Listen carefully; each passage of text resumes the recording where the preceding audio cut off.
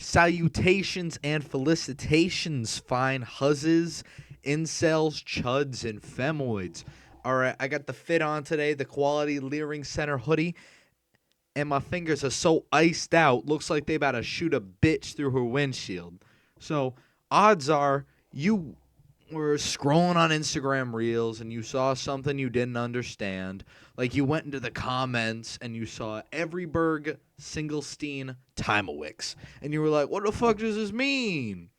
And I will say it was probably accompanied by some nose emojis or juice box emojis. And so I'm going to explain it to you because I'm such a bountiful treasure of knowledge regarding this subject. So, all right, my fellow goy cattle, let's get down to noticing. Commonly on videos of women, advocating for culturally enriching diversity or whatever the fuck, a group of Jews spitting on some Christians in Tel Aviv or Jerusalem, or a billionaire CEO getting up to some shady-ass business practices, odds are very good that there will be comments under said video that go something like, well, every single time, or in this case that we're specifically talking about, Everyberg, Singlestein, Timeowicz.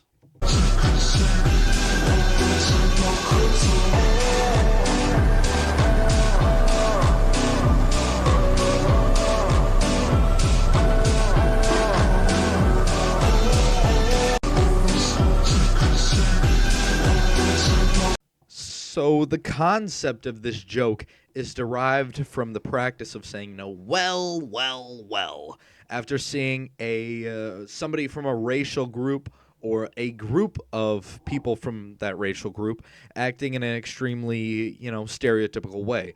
So let's say it's like an Asian person almost getting into a fucking 50-car pileup because they're shitty drivers. Or it's a group of black people, chimping out on a Carnival cruise line or looting a Nike outlet store. Or in the cases that we're going to be referring to today, a Jew advocating for Jewish racial superiority, racial purity, and advocating for the browning of the West and the browning of America. In this specific regard, their crowning achievements would be the Anti-Defamation League, the ADL, which constantly defends and denies to endorse, bringing in millions of third worlders into the country. And the second one would be the use of red herring, straw men, and ad hominems to discredit the Great Replacement Theory. So, the Great Replacement Theory is the idea that white people are being replaced in the countries where they are originally from. So like, Europe and Australia and America are those are the three big ones. And honestly, that deserves a video in and of itself. And that video could be like an hour long. But it's the whole theory. It's popular within right-wing groups because, it's true.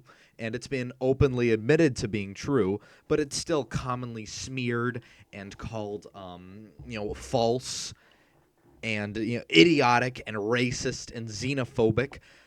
And the main proponent for this is that it is reminiscent of Nazi ideology.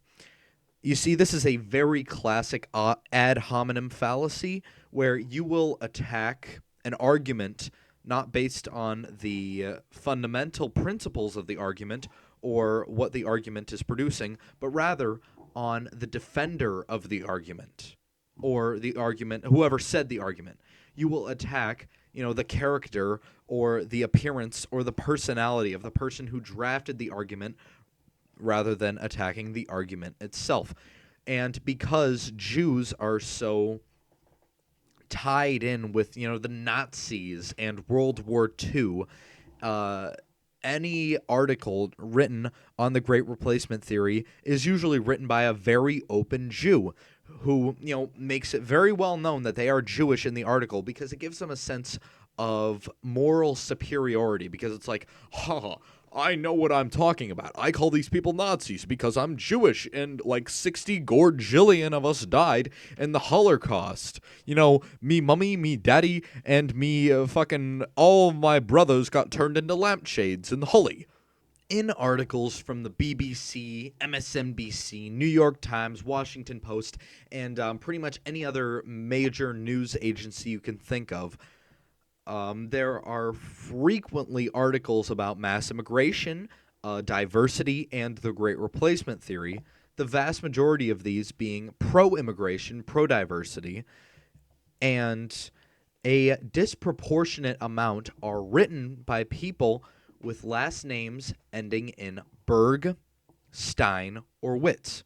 This is because these last names are very popular among Jewish people. For one reason or another, I know Stein is very popular among Ashkenazi Jews because it's derived from, German last names. And Ashkenazi Jews are primarily from the Germanic area. And so Berg and Witz are, I don't know the historical context behind those two, but I do know that they're very, very popular in Jewish last names. In addition to Mann, Schwartz, and Gold. I've noticed those three as well.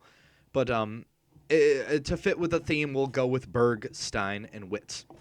The smearing of this perceived inferior white culture does not just apply to random authors of articles that you see on the computer, but it also applies to medical institutions drafting textbooks, educational institutions also drafting textbooks, and media platforms like social media pushing certain ideologies. So let's say like Mark Zuckerberg, who's a proud Jew, or Sheryl Sandberg, who is also a proud Jew. They both were in charge or are currently in charge of Facebook and Google, respectively. Facebook and Google, and with Google, it's YouTube by extension, have a very long and rich history of censoring right-leaning content.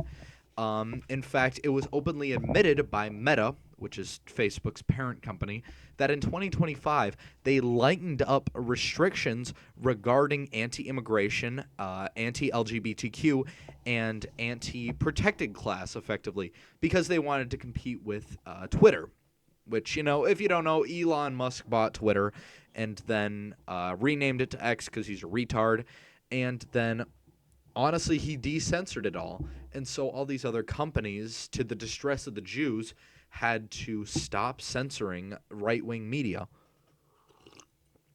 And also, in the case of YouTube, there has been a very long history of shadow banning and sometimes outright just kicking off the platform right-wing creators that they are deemed too popular or too dangerous to the Jewish standard.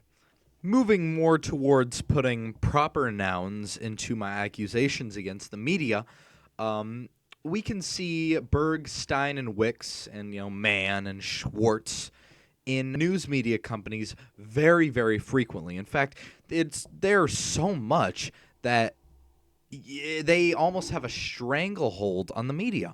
So let's start with Bloomberg LP, which owns Bloomberg News, which was started by, you guessed it, Michael Bloomberg, a proud Jew. There is Suzanne Scott, a Jewish person, in addition to Rupert Murdoch's son, who is a proud Israeli sympathizer. They both co-own Fox News. Jeff Stein is a leading reporter with the Washington Post. He is Jewish. Andrew Berg is a leading reporter for Politico regarding political and governmental topics, and he is Jewish. Dana Schwartz is a very well-known columnist from Entertainment Weekly, The New York Times, and The New Yorker, and she is a proud Jew. Ben Steen is famous columnist who writes for the New York Post and the Wall Street Journal, and he is Jewish. The list goes on and on and on, and it doesn't matter where you turn. All of these social media companies and news media companies, either they are owned by Jews, they have a strong Jewish influence, a strong bias towards Israel, or a lot of their executives, if they have a board of executives, are in fact pro-Israel Jews. And it doesn't matter if you go to the right or the left. Because, I mean, you look at CNN, they have a ton of Jewish reporters and Jewish broadcasters, like Bill Maher. You know, he's one of the most famous spokespeople on CNN. Proud Jew right there. And it doesn't matter what side of the political aisle when it comes to the mainstream news cycle that you go to, because they will always be opposing these right-leaning talking points, especially when they concern themselves with immigration and the browning of America. So, as a recap, when you see an Instagram post that is critical of white people or white culture, or strangely positive about the influx of brown third worlders into Western countries, do not be surprised if the author or the editor of the article in question has a Berg, a Stein, or a Wicks in their last name, because it just so happens to be every single time. Or, as some people would put it, Everyberg, Singlestein, Timeowicz. Please subscribe so you don't miss any more far-right, based-pilled, incel, chudjack, beta-cuck, male, Agartha, skibbity toilet, fucking awesome Groiper content that I am willing to provide to you, because the good Lord knows that the Zog will try to shoot me, and they will send a javelin missile through that window right there one of these days. So good night, ladies, and remember, we was news reporters and shit.